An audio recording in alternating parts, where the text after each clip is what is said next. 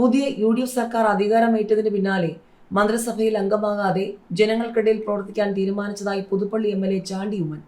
സത്യപ്രതിജ്ഞാ ചടങ്ങുകൾക്ക് ശേഷം മുതിർന്ന കോൺഗ്രസ് നേതാവ് AK ആന്റണിയെ സന്ദർശിച്ച ശേഷമാണ് അദ്ദേഹം തന്റെ നിലപാട് വ്യക്തമാക്കിയത്. മന്ത്രിസ്ഥാനം വേണ്ടെന്ന തീരുമാനം നേരത്തെ എടുത്തതാണെന്നും അതിപ്പോൾ ആവർത്തിക്കുകയാണെന്നും ചാണ്ടി ഉമ്മൻ പറഞ്ഞു. ജനം വെറുത്തിട്ട് എത്ര സ്ഥാനമുണ്ടായാലും എന്താണ് കാര്യം എന്ന തന്റെ പിതാവ് ഉമ്മൻചാണ്ടിയുടെ വാക്കുകളാണ് തന്നെ നയിക്കുന്നതെന്നും അദ്ദേഹം ഓർമ്മിപ്പിച്ചു. ജനങ്ങളുടെ ഹൃദയത്തിൽ സ്ഥാനം ഉണ്ടാകാനാണ് താൻ ആഗ്രഹിക്കുന്നതെന്നും കേരളത്തിന്റെ മകൻ എന്ന സ്ഥാനമാണ് മറ്റേത് പദവിയേക്കാളും വലുതെന്നും അദ്ദേഹം കൂട്ടിച്ചേർത്തു.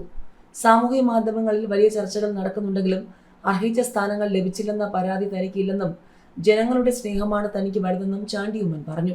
സത്യപ്രതിജ്ഞാ സമയത്ത് ഉയർന്നു കേട്ട തന്റെ പിതാവിന്റെ പേരിലുള്ള മുദ്രാവാക്യങ്ങൾ അദ്ദേഹം മരിച്ചിട്ടില്ലെന്ന ജനങ്ങളുടെ വിശ്വാസമാണ് തെളിയിക്കുന്നതെന്നും ചാണ്ടി ഉമ്മൻ വികാരാധീനനായി പറഞ്ഞു. ഉമ്മൻചാണ്ടി ഫൗണ്ടേഷന്റെ പ്രവർത്തനങ്ങൾ കാസർഗോഡ് മുതൽ തിരുവനന്തപുരം വരെ വ്യാപിപ്പിക്കുകയാണ് തന്റെ ലക്ഷ്യമെന്ന് ചാണ്ടി ഉമ്മൻ മാധ്യമങ്ങളോട് വിശദീകരിച്ചു. ഫൗണ്ടേഷന്റെ നേതൃത്വത്തിൽ സംസ്ഥാന വ്യാപകമായി ലഹരിക്കെതിരെയുള്ള മൂവ്മെന്റ് ശക്തമാക്കും. ജനങ്ങളുടെ പ്രശ്നങ്ങളിൽ നേരിട്ടിടപെടുകയും അവ സർക്കാരിന്റെ ശ്രദ്ധയിൽപ്പെടുത്തുമെന്നും അദ്ദേഹം വ്യക്തമാക്കി. AK ആന്റണിയുടെ വീട്ടിലെത്തിയ ചാണ്ടി ഉമ്മനെ അദ്ദേഹം ഊഷ്മളമായി സ്വീകരിച്ചു. ഉമ്മൻചാണ്ടിയുടെ കുടുംബവുമായുള്ള പഴയകാല ബന്ധങ്ങൾ ആന്റണി സ്മരിച്ചു. പ്രത്യേകിച്ചും തന്റെ 44-ാം വയസ്സിൽ നടന്ന വിവാഹത്തിന് ഉമ്മൻചാണ്ടിയുടെ കുടുംബം നൽകിയ പിന്തുണയും വിവാഹം നടന്ന പള്ളിയെക്കുറിച്ചും അദ്ദേഹം ഓർത്തെടുത്തു. ചാണ്ടി ഉമ്മന്റെ മാതാവിന്റെ ആഗ്രഹപ്രകാരമാണ് ഈ സന്ദർശനം നടത്തിയത്. UDF മന്ത്രിസഭ സത്യപ്രതിജ്ഞ ചെയ്ത് അധികാരമേൽക്കുന്നത് നേരിട്ട് കാണാൻ എത്തിയ പുതുപ്പള്ളി MLA ചാണ്ടി ഉമ്മന്റെ വേറിട്ട യാത്ര സോഷ്യൽ മീഡിയയിൽ തരംഗമാകുന്നു. ഒരു കൂട്ടം കോൺഗ്രസ് പ്രവർത്തകർക്കും സുഹൃത്തുക്കൾക്കുമൊപ്പം ജഗതിയിലെ വീട്ടിൽ നിന്നും സത്യപ്രതിജ്ഞ നടക്കുന്ന സെൻട്രൽ സ്റ്റേഡിയത്തിലേക്ക് അദ്ദേഹം നടന്നു വരികയായിരുന്നു. ലൂസിഫർ എന്ന ചിത്രത്തിൽ മോഹൻലാൽ അവതരിപ്പിച്ച സ്റ്റീഫൻ നെടുമ്പള്ളി എന്ന കഥാപാത്രം അണികൾക്കൊപ്പം മാസായി നടന്നുവരുന്ന രംഗത്തെ അനുസ്മരിപ്പിക്കുന്നതാണ് ചാണ്ടി ഉമ്മന്റെ ഈ വരവെന്നാണ് ആരാധകരും സോഷ്യൽ മീഡിയയും ഒരേ സ്വരത്തിൽ പറയുന്നത്. സെൻട്രൽ സ്റ്റേഡിയത്തിലേക്കുള്ള യാത്രാമധ്യേ എന്തുകൊണ്ടാണ് നടന്നു പോകാൻ തീരുമാനിച്ചതെന്ന മാധ്യമപ്രവർത്തകരുടെ ചോദ്യത്തിന് വികാരാധീനനായാണ് ചാണ്ടി ഉമ്മൻ മറുപടി നൽകിയത്. എന്റെ പിതാവിന്റെ ഓർമ്മകൾ നിലനിൽക്കുന്ന സത്യപ്രതിജ്ഞയാണിത്. 15 വർഷങ്ങൾക്ക് മുൻപ് ഇതേ ദിവസമാണ് അദ്ദേഹം മുഖ്യമന്ത്രിയായി സത്യപ്രതിജ്ഞ ചെയ്തത്.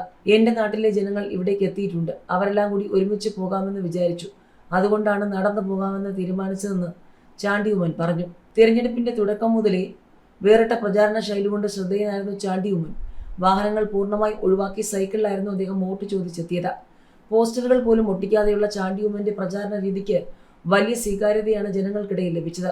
അവസാന നിമിഷം വരെ ചാണ്ടി ഉമ്മന് മന്ത്രിസ്ഥാനം ലഭിക്കുമെന്ന ശക്തമായ അഭ്യൂഹങ്ങൾ നിലനിന്നിരുന്നുവെങ്കിലും ഒടുവിൽ അവസരം അദ്ദേഹത്തിന് നഷ്ടമാവുകയായിരുന്നു. എങ്കിലും പിതാവ് ഉമ്മൻചാണ്ടിയുടെ രാഷ്ട്രീയ പാരമ്പര്യം ഉയർത്തിപ്പിടിച്ചുകൊണ്ട് അണികളെയും ജനങ്ങളെയും നെഞ്ചോട് ചേർത്തുള്ള ചാണ്ടി ഉമ്മന്റെ ഈ ലൂസിഫർ മോഡൽ യാത്ര ഇതിനോടകം തന്നെ രാഷ്ട്രീയ കേന്ദ്രങ്ങളിലും സൈബർ ഇടങ്ങളിലും വലിയ ചർച്ചയായി കഴിഞ്ഞു.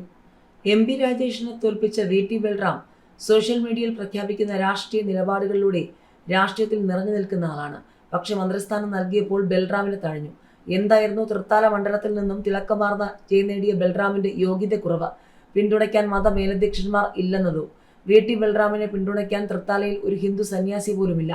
ഇനി ഉണ്ടെങ്കിലും പ്രയോജനമില്ല. കാരണം ഹിന്ദു സന്യാസിക്ക് വോട്ട് ബാങ്ക് ഇല്ലല്ലോ എന്നാണ് സോഷ്യൽ മീഡിയയിലെ ചർച്ചകൾ. വോട്ട് ബാങ്ക് കയ്യിലുള്ള മതമേലധ്യക്ഷന്മാർ പിന്തുണയ്ക്കണം, എങ്കിലേ മന്ത്രിയാകാൻ സാധിക്കൂ. അതല്ലെങ്കിൽ രാഷ്ട്രീയത്തിൽ അധികാരം വെട്ടിപ്പിടിച്ച ഒരച്ഛൻ്റെ പൈതൃകം പറയാനില്ലാത്തതുകൊണ്ടു. എന്തായാലും MP രാജേഷ് എന്ന കരുത്തനെയാണ് VT ബൽറാം വീഴ്ത്തിയതെന്നും മന്ത്രിയാകാനുള്ള യോഗ്യതയാകുന്നില്ല. അതേസമയം കളമശ്ശേരി മണ്ഡലത്തിൽ വ്യവസായ മന്ത്രി P രാജീവിനെ വീഴ്ത്തിയ അബ്ദുൽ ഗഫൂറിന് മന്ത്രിസ്ഥാനം കിട്ടി. കാരണം മുൻ മന്ത്രി ഇബ്രാഹിം കുഞ്ഞിന്റെ മകൻ എന്ന യോഗ്യത തന്നെ. ഒപ്പം മതമേലധ്യക്ഷന്മാരുടെ പിന്തുണയുമുണ്ട്.